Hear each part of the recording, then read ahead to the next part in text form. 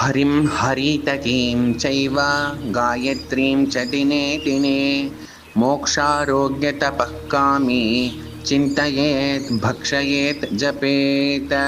ಹರಿತಕಿ ಹರಿಶ್ಚೈವ ದ್ವಾವೇತೌ ಸಮುಪಸ್ಥಿತೌ ಹರಿಹರತಿ ಪಾಪಾನಿ ರೋಗಃ ತು ಹರಿತಕಿ.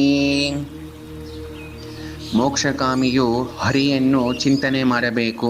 ಆರೋಗ್ಯಕಾಮಿಯು ಹರಿತಕಿಯನ್ನು ಭಕ್ಷಣೆ ಮಾಡಬೇಕು. ತಪಸ್ಸಿನ ಕಾಮಿಯು ಗಾಯತ್ರಿಯನ್ನು ಜಪ ಮಾಡಬೇಕು ಪ್ರತಿದಿನವೂ. ಇದು ಹರಿಂ ಹರಿತಕೀಂ ಚೈವ ಗಾಯತ್ರೀಂ ಚ ದಿನೇ ದಿನೇ ಮೋಕ್ಷಾರೋಗ್ಯ ತಪಃಕಾಮಿ ಚಿಂತಯೇತ್ ಭಕ್ಷಯೇತ್ ಜಪೇತ್ ಅನ್ನುವಂತಹ ಶ್ಲೋಕದ ಅರ್ಥ.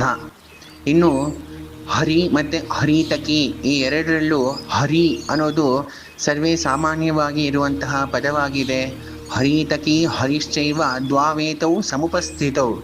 ಹರಿ ಏನು ಮಾಡುತ್ತೆ ಅಂದರೆ ಹರಿ ಹರತಿ ಪಾಪಾನಿ. ಹರಿ ಅಂದರೆ ಶ್ರೀ ಹರಿಯು ಪಾಪಗಳನ್ನು ಹರಣೆ ಮಾಡುತ್ತಾನೆ.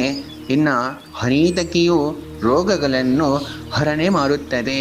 ಇದು ಹರಿ ಮತ್ತು ಹರಿತಕಿಗೆ ಇರುವಂತಹ ವೈಭವ ಪೂರಿತವಾಗಿರುವಂತಹ ಪ್ರಾಶಸ್ತ್ಯ ಅಂತ ವೈದ್ಯಶಾಸ್ತ್ರ ದೀಪಿಕವು ಹೇಳುತ್ತಿರುವಂಥದ್ದು. ಜೈ ಶ್ರೀ ಆಯುರ್ವೇದ.